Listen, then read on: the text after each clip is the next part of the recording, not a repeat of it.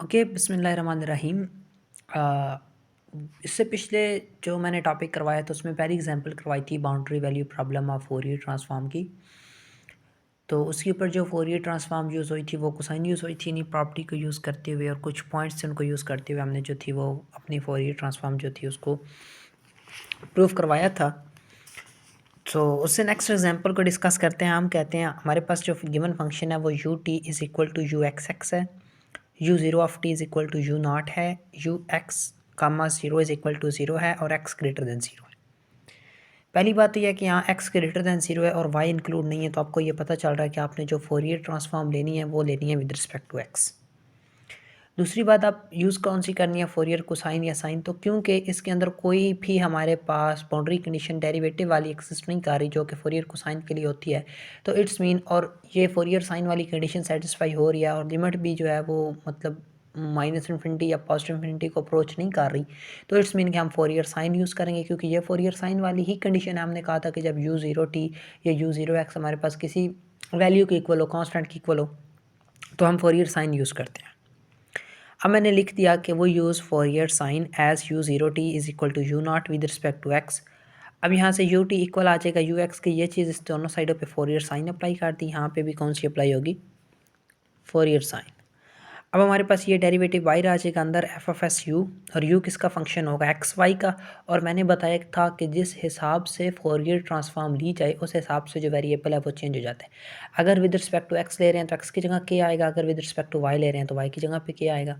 और यहाँ पे ज़ीरो था और यहाँ पे एक्स वाई नहीं आ गया, क्योंकि यहाँ पे अब हमारे पास जो फंक्शन है वो एक्स टी का है। जो पिछली इस एग्जाम्पल थी उसमें फंक्शन एक्स वाई का था, लेकिन यहाँ पे फंक्शन एक्स टी का है, तो यू किसके इक्वल होगा, यू इक्वल होगा यू ऑफ एक्स टी के, और जब फोरियर अप्लाई करेंगे तो ये एक्स किस में चेंज हो जाएगा, के में। तो F F S U T equal F F S U double x, यहाँ से डी ओवर डी टी बाहर आ जाएगा, अंदर एफ एफ एस यू आ गया, और उसके बाद इसके ऊपर अब फोरियर साइन वाला फार्मूला अप्लाई हो गया, under root two over pi के into u into zero comma t. अब क्योंकि एक्स के रिस्पेक्ट से फोरियर ले रहे हैं तो एक्स टी में एक्स की जगह पे क्या आ गया, ज़ीरो आ गया, माइनस के स्क्वायर यू ऑफ एस, और यहाँ पे एक्स की जगह पे क्या आ गया, के आ गया।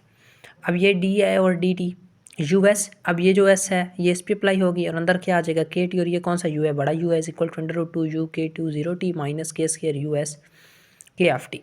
अब हमें पता है कि ये हमारे पास जो ये यू ज़ीरो टी है ये इक्वल है यू नॉट के, तो इसकी जगह पे क्या आ जाएगा, अंडर रूट के under root two by pi के, और इसकी जगह पे क्या आ जाएगा, यू नॉट, और ये वाली चीज़ें साइड पे आ गई, इनमें से यू एस के टी कामन अंदर आ गया, डी ओवर डी प्लस के स्क्वायर। और ये हमारे पास नॉन होमोजीनियस इक्वेशन है, तो इसके ऊपर हम लीनियर इक्वेशन वाला मेथड लगाएंगे, Y derivative plus P X Y equal to Q X. यहाँ पे वाई डेरिवेटिव वाली ये टर्म है, पी एक्स वाली जो टर्म है वो हमारे पास ये है के स्क्वायर, और वाई वाली ये यू एस के टी, और ये हमारे पास क्यू एक्स है। इसके ऊपर आप वो इंटीग्रेटेड फैक्टर लेंगे। फर्स्ट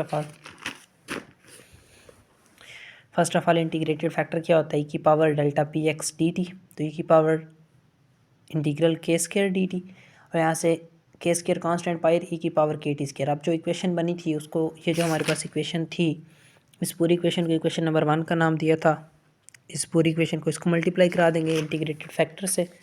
इंटीग्रेटेड फैक्टर से मल्टी वो योडीज़ का मेथड है, इंटीग्रेटेड फैक्टर से मल्टीप्लाई कराने के बाद इस टर्म को क्या कर लेंगे, क्लोज कर लेंगे, और इस साइड पे क्या आ जाएगा, under root two K U. अब इंटीग्रेशन अप्लाई करेंगे तो यहाँ से E K square U K T is equal to under root two K U naught, और इधर क्या आ जाएगा, इंटीग्रल ए के टी स्क्वायर। तो इसका इंटीग्रल लेंगे तो e k t square over k square, a k से कैंसिल, तो हमारे पास आ जाएगा u S k t e k t square U S k T is equal to under root two by pi u not k e की power के square T plus ई। ये ई की पावर के स्क्वायर इधर जाके डिवाइड इससे ख़त्म, इसके नीचे आ जाएगी, और अगर ऊपर लेके जाएंगे तो सी ई की पावर माइनस के स्क्वायर टी। ये हमारे पास यहाँ तक जो स्टेप 2 है वो हो गया। अब स्टेप 3 स्टार्ट करेंगे, find constant using initial condition या बाउंड्री कंडीशन। तो इनिशियल कंडीशन क्या थी, u x zero is equal to zero, ये छोटा यू था, बड़ा यू करने के लिए जो फोरियर लिया वो अप्लाई कर देंगे, फोरियर साइन, और ये एक्स किस में चेंज हो जाएगा, के में। अब इसको इक्वेशन नंबर 2 में पुट करेंगे तो टी की जगह पे क्या पुट कर देंगे, ज़ीरो। तो ये वैसे खुद किसके टर्म इक्वल था, ज़ीरो पे, यहाँ पे यू एस के ज़ीरो और यू एस के ज़ीरो खुद किसके इक्वल था, ज़ीरो के। राइट साइड पे आ जाएगा under root two you not k plus c e की पावर माइनस के स्क्वायर ज़ीरो, तो ई की पावर 0 1 होता है, सी इक्वल आ जाएगा minus under root two by pi u not k. तो यहाँ पे सी की जगह पे इसकी वैल्यू पुट करेंगे, सी की जगह पे इसकी वैल्यू पुट की तो u S k T is equal to आ जाएगा √2/πu0/k-√2/πu0/k की पावर -√2/πu0/k। इन दोनों में से √2u0k कॉमन ले लेंगे। तो यहाँ तक हमारे पास जो ये स्टेप 3 है वो कंप्लीट हो गया। अब आखिरी स्टेप लेंगे हम, इसके ऊपर अप्लाई करेंगे फोरियर इनवर्स। ओके, बिस्मिल्लाहिर्रहमानिर्रहीम। इससे पिछले जो मैंने टॉपिक करवाया तो उसमें पहली एग्जांपल करवाई थी boundary value problem of Fourier transform की। तो उसके ऊपर जो फोरियर ट्रांसफॉर्म यूज़ हुई थी वो कोसाइन यूज़ हुई थी, इन्हीं प्रॉपर्टी को यूज़ करते हुए और कुछ पॉइंट्स उनको यूज़ करते हुए हमने जो थी वो अपनी फोरियर ट्रांसफॉर्म जो थी उसको प्रूफ करवाया था। तो उससे नेक्स्ट एग्जांपल को डिस्कस करते हैं। हम कहते हैं हमारे पास जो गिवन फंक्शन है वो u t is equal to u x x है, u0 is equal to u0 है, u(x,0) इज़ इक्वल टू 0 है और x ग्रेटर दैन 0 है। पहली बात तो यह है कि यहाँ x ग्रेटर दैन 0 है और y इंक्लूड नहीं है, तो आपको ये पता चल रहा है कि आपने जो फोरियर ट्रांसफॉर्म लेनी है वो लेनी है विद रिस्पेक्ट टू x। दूसरी बात आप यूज़ कौन सी करनी है, फोरियर कोसाइन या साइन, तो क्योंकि इसके अंदर कोई भी हमारे पास बाउंड्री कंडीशन डेरिवेटिव वाली एक्सिस्ट नहीं कर रही जो कि फोरियर कोसाइन के लिए होती है, तो इट्स मीन और ये फोरियर साइन वाली कंडीशन सेटिस्फाई हो रही है और लिमिट भी जो है वो मतलब -∞ या +∞ को अप्रोच नहीं कर रही, तो इट्स मीन कि हम फोरियर साइन यूज़ करेंगे क्योंकि ये फोरियर साइन वाली ही कंडीशन है। हमने कहा था कि जब u0t या u0x हमारे पास किसी वैल्यू के इक्वल हो, कॉन्स्टेंट के इक्वल हो, तो हम फोरियर साइन यूज़ करते हैं। अब मैंने लिख दिया कि वो use Fourier sine as u0t is equal to u0 with respect to x। अब यहाँ से u t इक्वल आ जाएगा u(x) की, ये चीज़ इस दोनों साइडों पे फोरियर साइन अप्लाई कर दी, यहाँ पे भी कौन सी अप्लाई होगी, फोरियर साइन। अब हमारे पास ये डेरिवेटिव y आ जाएगा अंदर f(u) और u किसका फंक्शन होगा, एक्स वाई का। और मैंने बताया था कि जिस हिसाब से फोरियर ट्रांसफॉर्म ली जाए उस हिसाब से जो वेरिएबल है वो चेंज हो जाता है। अगर विद रिस्पेक्ट टू x ले रहे हैं तो x की जगह k आएगा, अगर विद रिस्पेक्ट टू y ले रहे हैं तो y की जगह पे k आएगा। और यहाँ पे 0 था और यहाँ पे x y नहीं आ गया क्योंकि यहाँ पे अब हमारे पास जो फंक्शन है वो x t का है। जो पिछली इस एग्जाम्पल थी उसमें फंक्शन एक्स वाई का था, लेकिन यहाँ पे फंक्शन एक्स टी का है, तो यू किसके इक्वल होगा, यू इक्वल होगा यू ऑफ एक्स टी के। और जब फोरियर अप्लाई करेंगे तो ये एक्स किस में चेंज हो जाएगा, के में। तो F F S U T equal F F S U double x, यहाँ से डी ओवर डी टी बाहर आ जाएगा, अंदर एफ एफ एस यू आ गया। और उसके बाद इसके ऊपर अब फोरियर साइन वाला फार्मूला अप्लाई हो गया, √2/π(k)(u)(0, t। अब क्योंकि x के रिस्पेक्ट से फोरियर ले रहे हैं तो एक्स टी में x की जगह पे क्या आ गया, 0 आ गया, -k² u ऑफ s, और यहाँ पे x की जगह पे क्या आ गया, k आ गया। अब ये d है और डी टी यू एस, अब ये जो s है ये इस पर अप्लाई होगी और अंदर क्या आ जाएगा, के टी, और ये कौन सा u है, बड़ा u है, is equal to √2u(k20t) -k² u(s) k of t।